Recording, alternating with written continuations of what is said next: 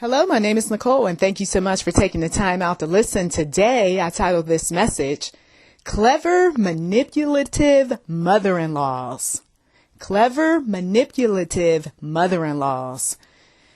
And yes, this is that message that if you were to share it with someone, to send a thought or two their way, they might be offended. Especially if she is the mother-in-law. Because you see, there are those who, as I've said in other audio, they deify mothers, grandmothers, spiritual mothers, mother-in-laws, play mothers. They don't recognize the one true God in their lives. So mom says, don't worry about it, because where that void is, I'm going to be that God in your life. She may not come out and say anything like that, of course, because a clever, manipulative mother-in-law, what have you, is going to do things subtly. She plants seeds early on. She did it with her son or her daughter.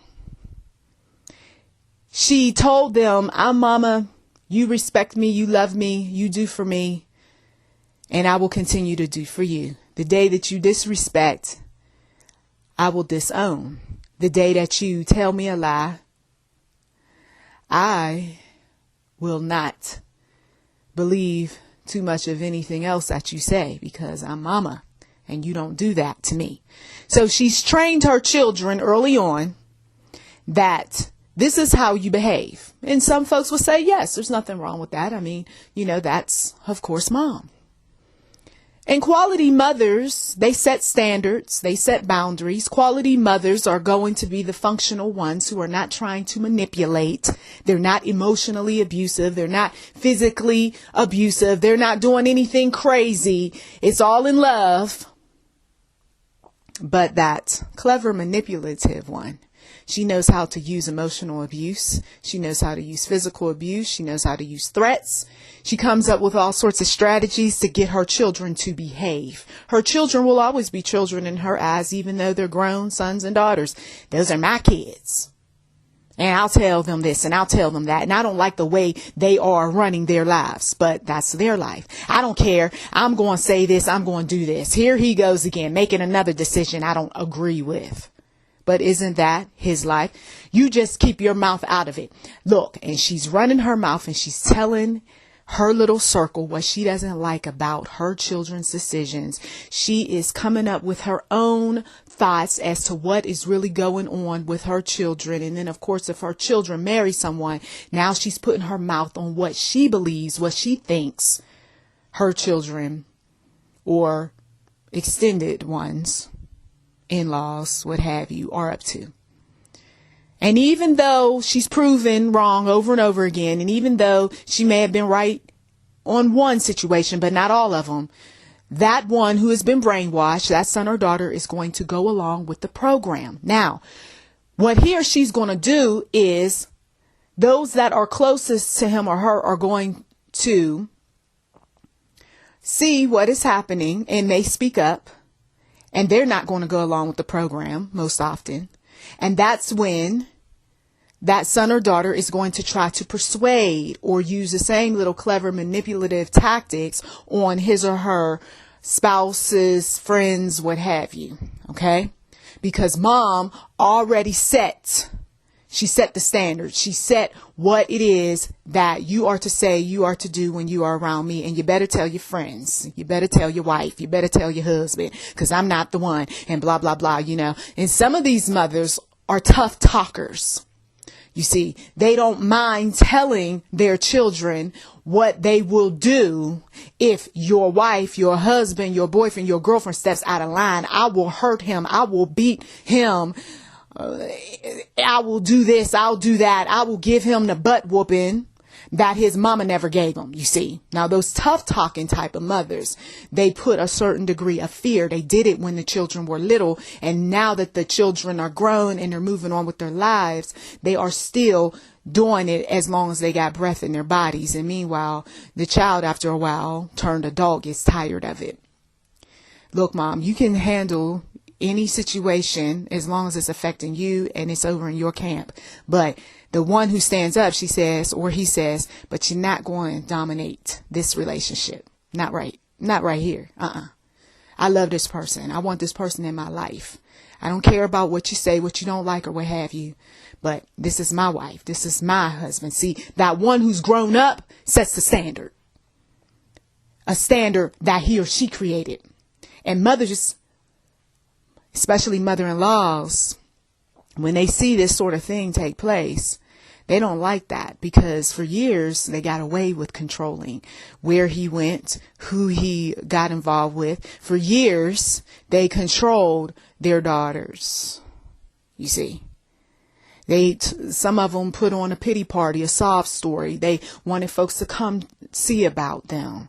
They may have even faked illness. I talk about this in Tell Me Mother You're Sorry. And that book right there, that exposes a lot of the shady things that these mothers do. She's clever because a lot of times these women are educated and some of them are uneducated, but they're very street smart. And the things that you're not thinking about and you don't suspect because they put on this nice act, they're up to. Okay? They're up to. You just haven't seen it because as long as she's giving you and she's treating you respectfully, it's okay, it's all right. But meanwhile, she got some other plan that's going on behind the scenes, and it is to get her will. A lot of them step up the program nearing the Mother's Day holiday, on the Mother's Day holiday, and afterward, using all sorts of tactics such as lies, exaggerations, cover-ups, and guilt. Guilt placed upon you because you didn't buy the gift, because you didn't come over, because you didn't see about me, because you didn't welcome me into your home, because you didn't cook this or do this or make sure that the grandchildren were here and all of that. And so that one who feels guilty about that sort of thing is going to run over there and try to make up for lost times. But if she is that type that's very cold, she may even put up her walls. She may stonewall. She may gaslight. She may use the same type of controlling behaviors that her husband or boyfriends have used on her onto you. Okay? And if you don't see what is going on with the ungodly, with the children of darkness, forget the title, mother-in-law. If you don't see it, then you get swept into this web of sorts that you can never get out of. Year 1 goes by in the marriage. Year 5 goes by in the marriage. 10 years later, and then maybe about 15 years later and you're older, you say, okay, I see it now. I finally see what your mother's up to. You tell your spouse. The mother-in-law who has a foothold in her children's lives, you have to welcome her into the relationship as well. And a lot of people don't want to do that. Okay, anybody who has any good sense is not going to allow a manipulative person, doesn't matter mother or not, close to them. And they're going to sound the alarm on you if you are gullible, if you are having a guilt trip, if you are playing into the hands of that type of mother. They're going to say, listen, I'm not trying to cause division between you and your mother, but I'm not going to be dragged into things just because your mother is that boy who cried wolf. I'm not going to be that one that's going to spend money because your mother feels like I should spend my money to buy her. That's your mother. You go out there, get the job, make the money, and you give it to your mother, but you're not going to be going into my wallet. Some people have had to stand up to their wives, to their husbands about this sort of thing. It is not my responsibility to get on a phone and call your mother or see about your mother. That's your mother, says the wife. If you want to know something, you call her up. See, a lot of times these mother-in-laws, they don't have a good relationship with their sons or with their daughters to begin with. So what they'll do is they will use that naive, gullible mate to bring about some closeness, if you will. So she's going to call the mate and ask what all is going on. And if that mate starts sharing a lot of information, she got what she wanted, even though she didn't talk to her son or daughter. That's okay, because I love my daughter-in-law or I love my son-in-law, and I know he's going to tell me certain things, even if you don't want to tell me. That's okay. That's all right. So they know how to get close to that one who's the talker. You see, I know this from personal experience. Oh, she's real down to earth. She opens up her mouth. She don't mind sharing a bit about this, that, and the other. So when they know that about you, then they start calling you. They may not even call him or her. You see. Oh, I talked to your mother today. Oh, well, what's she up to? Well, she said this, that, and the other. Oh, okay. But then at time, the conversation starts to change. And now she's starting to tell things that you really didn't want to know about your partner. And you don't know what to do with that information.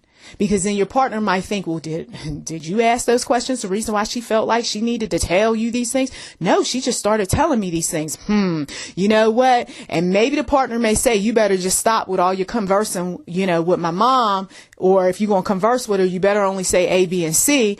Or your partner will be like, mom has a way of acting like that. And maybe I need to have a chit chat with her. That's why I don't talk to my mother like that. And I don't suggest that you get that close to her either. Okay. Yeah, there's some mother-in-laws like, whoa, those conversations really take place. Maybe I need to up the ante. Of course, the clever, manipulative mother going to take a message like this and want to turn it around in her favor. She's also the one that doesn't mind dropping some seeds about what she believes the parents are up to concerning the children. Oh, that mother, especially if there's a divorce. Oh, that mother, she over there and she just talking so negative about you to those kids. And those kids, you've been there and you've done this and you've done that. And so she's sowing these seeds of ugliness. Meanwhile, you could have been getting along with the children's father all these years, or you could have been getting along with the mother of your children. But when she gets involved and she don't have a man, or she got a crappy relationship, or she's not right with the Lord, or she got her own little mental illnesses or issues that's going on with her, she is going to put some stuff in the game. Some of you all, you better know. If you look at your life decisions, many of your life decisions may have been influenced by this clever, manipulative mother-in-law who was giving you so-called advice. Some of you all, you're not even with the father of your children or the mother of your children any longer, but you still involved with that mother-in-law who claims that she loves you so much. Yeah, well, put her to the test. Stop coming around and see how she responds. Just give it a test. Oh, well, I don't want to do that because she's been so good to me. Okay, that's past. What has she done for you lately? You see, put these people to test. I have told folks this in the past. If you really love me, then I should be allowed to not call you for months on end. Because I got my life, right? And when I call you, you shouldn't be giving me a guilt trip. You see? Oh, start telling me it's been 3 years, it's been 3 months, it's been 7 days, or what have you since I last talked to you. Look, I got a life. Respect the fact that I got a life. You see? Still involved with these mother-in-laws when God told you to get rid of the whole family. Well, I still had to be involved with the family because of the children. Well, not necessarily. Unless there's some type of court document that states you really don't have to be involved with that family if that family's causing a bunch of issues, okay, concerning yourself as well as the children. You see, God spoke to me years ago and said that you're being quiet. You're not saying too much of anything. Just sit back and watch and see what goes on. The very things that I was being accused of, meanwhile, the kids weren't even in my care, but I was being accused of things. That's what was happening. And a lot of times these mother-in-laws, they think that, oh, well, God, he sees what people are doing over there, but he doesn't see what I'm up to. God sees what they write. He hears what they say over conversations, whether on the phone, over the internet, through texts, what have you. God is everywhere. And just because a mother-in-law goes to church, or just because she did some service over the years, doesn't mean that she is not manipulative. Doesn't mean that she's not clever in the slick maneuvers that she does. You see, some people, they got it all wrong. Just because somebody looks saintly doesn't mean that they are saintly. Just because they treat you nice at the family gathering doesn't mean that she is to be trusted. Did God appoint that woman to be an advisor to you? She could be very well taking the information. I'm talking to somebody. She could very well be taking the information that you confided in her about and keeping it in a lock safe in her mind to be used at a convenient time to break the relationship down down once again, because most likely some of these mother-in-laws was involved with the breakup to make up to break up to make up from the start. Let's just keep it real. Some of these mother-in-laws are the type that don't mind taking finances from their children who have their own families to get their selfish needs met. When she's called out on the behavior by that wife, okay, or by that husband, she is then saying, oh, you don't love me. You don't care for me. My son changed ever since he got involved with you. Ever since, blah, blah, blah, blah. Of course, because you're blowing up her game. You know how she is. Some of them will say, yes, you're welcome to come to my home, stay in my home, live with me and all that. Everything starts off all cushy and nice. And I'm seeing somebody that years ago this happened to. While he was getting his house custom built, custom designed, all of this other good stuff, they thought it was a good idea to go live with the mother-in-law. The mother-in-law did not like some things about her son-in-law within the first months of them living in that home. So information that he was upset about, he told his mother. The mother was already angry with his choice. And then she only used that information to cause further division.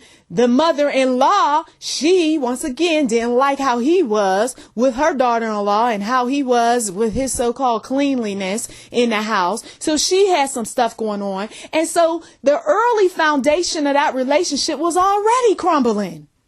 Already before it got started. And common sense would say, if you just started a relationship, you don't really need to be getting a custom built house, a custom this, that, and the other. Don't that come about 10, 15, 20 some years later? Yeah, that's what I thought too. And to this day, divorced, long broken up. New relationships, new relocations, children wilding out, doing what they want to do at times. You see? Women putting their mouth on things. Husbands sitting back watching TV, doing, some landscaping work, going to, to their jobs, what have you, while the women are just blah, blah, blah, blah, blah, blah, blah to their children, as well as grandchildren as they get older. You see, the relationships don't have a chance. The Bible even tells us, what are we supposed to be doing? We're not supposed to be cleaving to mothers and fathers once we get married. We're supposed to be cleaving to our partners. You love that partner. You wanted to be with that partner. You said that you'll do just about anything for your partner. So why aren't you focused on him or her? Why are you all over there just running your mouth with the mothers? Mother-in-law, stepmothers, foster mothers, spiritual mamas, telling all your business.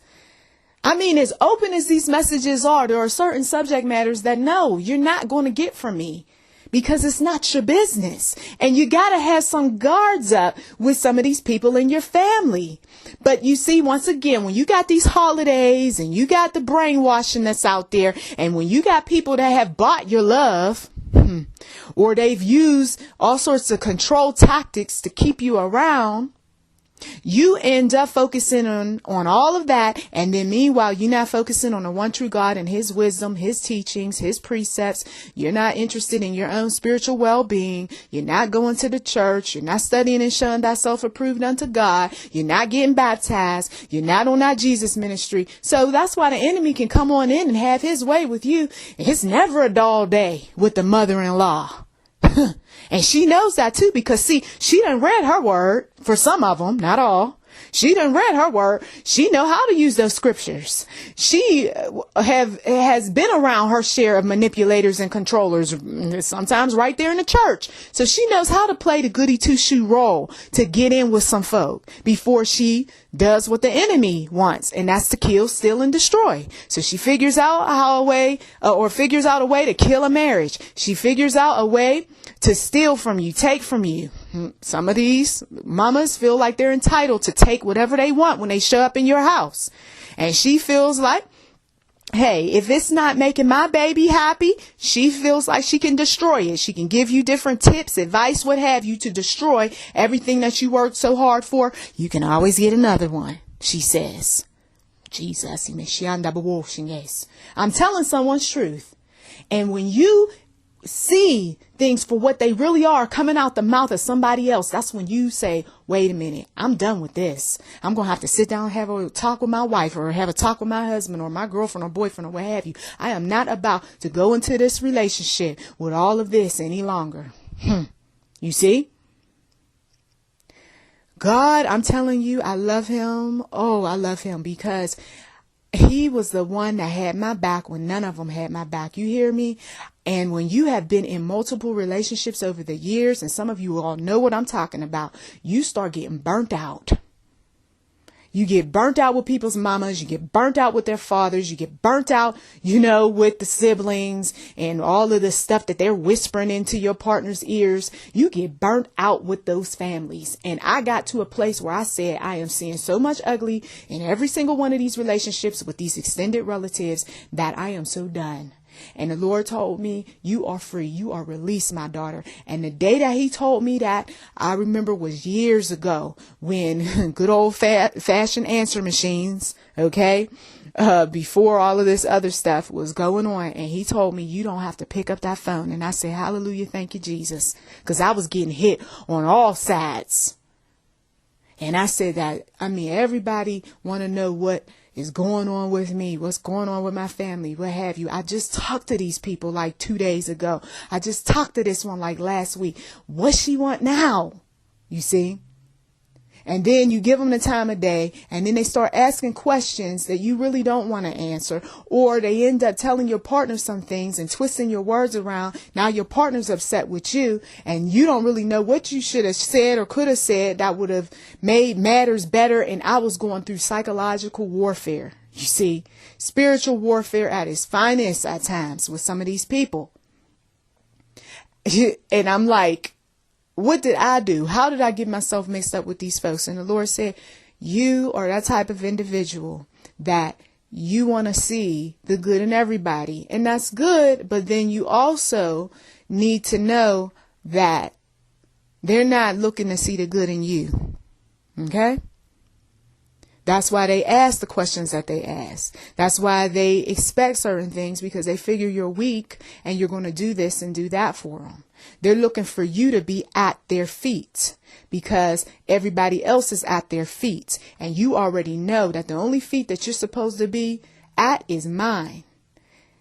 The only footstool that I'm supposed to be at is God's. Not man's, not woman's, you see.